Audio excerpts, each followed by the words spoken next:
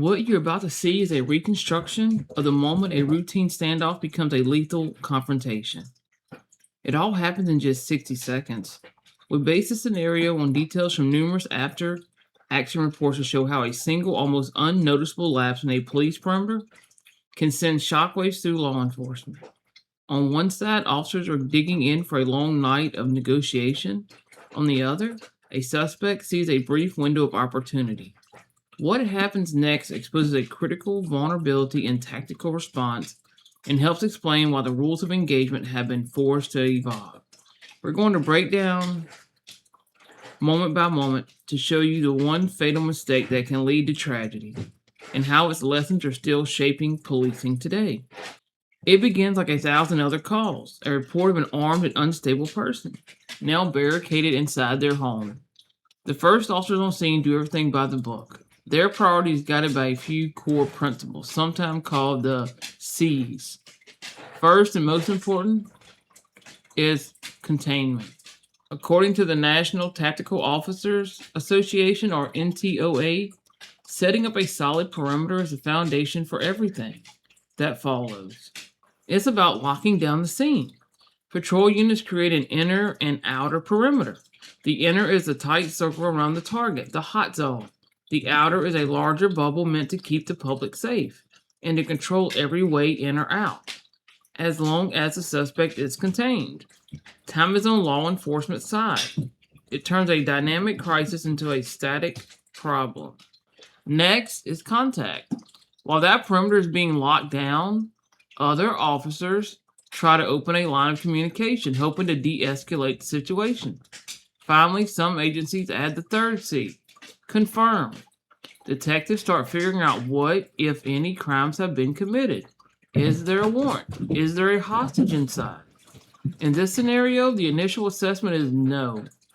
This is a barricaded person, alone and contained. The situation is tense, but it feels stable. SWAT is on scene. A command post is up, and the slow, methodical work of negotiation has started. On the surface, it looks like a textbook operation, but a chain is only as strong as its weakest link. And a flaw in the containment is about to be brutally exposed. Hours crawl by. From the command post, the incident commander has eyes on the house from every angle. Negotiators are talking. Report. For the officers holding the line, it's a waiting game. It's monotonous, it's draining, and it's in these moments of seeming stability that compliancy can become the biggest threat. The perimeter, while strong, has a potential weak point. On the north side, police tape runs up against a dense patch of woods, which is being treated as a natural barrier. The two patrol cars assigned to that sector are positioned to cover the main access points, including a small dirt lane running through the trees. But as the standoff drags on, it's time for a routine shift change. One of the patrol cars has to be swapped out. It's a standard procedure done hundreds of times on other scenes. The relieving unit arrives and parks just outside the perimeter. The officer who's leaving gets ready to move his vehicle. For a brief moment, as one car idles and the other prepares to leave, the officer's attention shifts.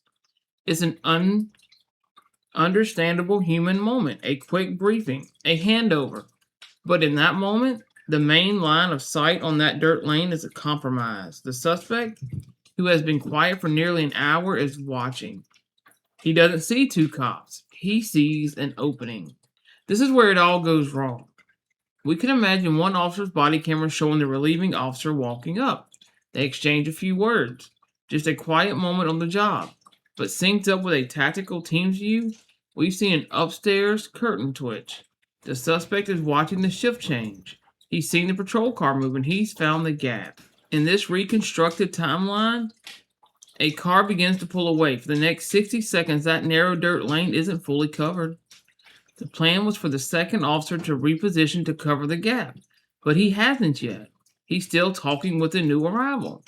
A dark figure darts from a side door, low and fast, using the building's shadow for cover. He isn't running wild, he's moving with purpose, straight for the woods. He's exploiting the exact vulnerability created by the vehicle swap. On the perimeter, no one has seen him yet. The officers on the north side are momentarily distracted, and the tactical teams are focused on the house, where they believe the threat is contained. And then a voice finally breaks the radio silence. It's an officer on the outer perimeter who caught a flicker of movement. He's out. He's mobile. North side. Chaos erupts. The foundation tactics of containment has failed. The foundational tactic of containment has failed. The problem is no longer static and predictable. He is now a mobile armed threat inside the perimeter, and no one knows exactly where he is or what he plans to do. The careful, methodical operation has been shattered. The situation has devoured from a controlled standoff to a manhunt in the dark. When a barricade is breached, the tactical advantage shifts violently. Negotiation is over. The immediate priority becomes officer safety and re-establishing control. Teams that were set up for a static siege are now forced to become search parties in a high threat environment. The suspect, now hidden by the woods, has the element of surprise. He could burst from the tree line behind a different section of the inner perimeter, flanking officers who are still focused on the house. The confrontation that follows would be sudden, desperate, and lethal. Shots are fired, and the incident that law enforcement spent hours trying to resolve peacefully ends in tragedy. This outcome is a nightmare scenario for any incident commander. The entire strategy for barricaded suspects is built on patience and control, but that 60-second lapse, that single point of failure, erases all of it. It forces a reactive, close quarters engagement that carries the highest possible risk. It demonstrates a hard truth. A perimeter isn't a suggestion. It is an absolute. Any breach, no matter how brief, can be catastrophic. Painful incidents like this one have become powerful case studies in tactical command schools across the country.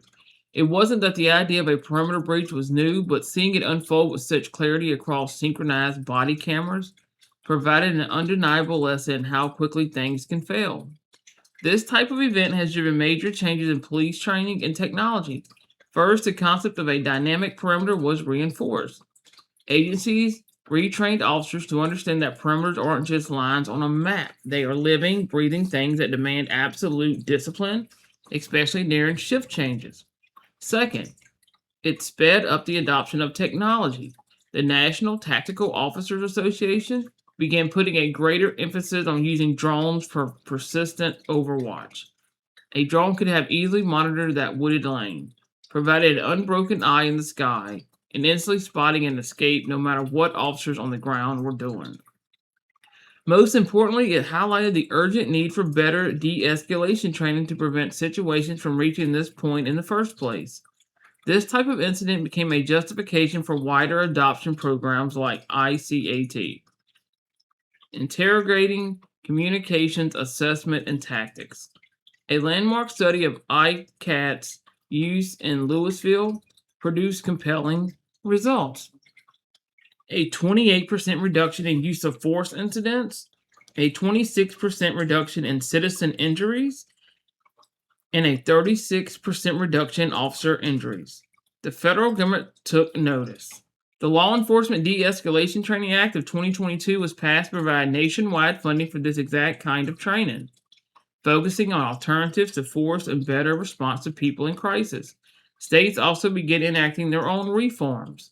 Washington's House Bill 1054, for example, mandated de-escalation training and placed new restrictions on certain police tactics, all to reduce violent confrontations. So, the fatal mistake wasn't just a car moving. It was a momentary breakdown in the most fundamental rule of a standoff: containment. The 60-second breach was a symptom of a lapse in discipline that turned a controllable situation into an uncontrollable tragedy. It underscores the reality that in tactical situations there are no small details. The lessons learned from incidents like this were paid for at a steep price, but they have undeniably made policing safer. The renewed focus on perimeter discipline, the interrogation of drone overwatch, and the proven effectiveness of de-escalation training like ICAT are all part of this legacy. They are proactive measures designed to prevent another 60-second breach from ever happening again. Now we want to hear from you. With the benefit of hindsight, what could the on-scene commander have done differently to prevent that initial breach? Do y'all think the changes in training and technology are enough to prevent this from happening again? Share your analysis in the comments below. And if you found this breakdown insightful, be sure to subscribe for more in-depth analysis.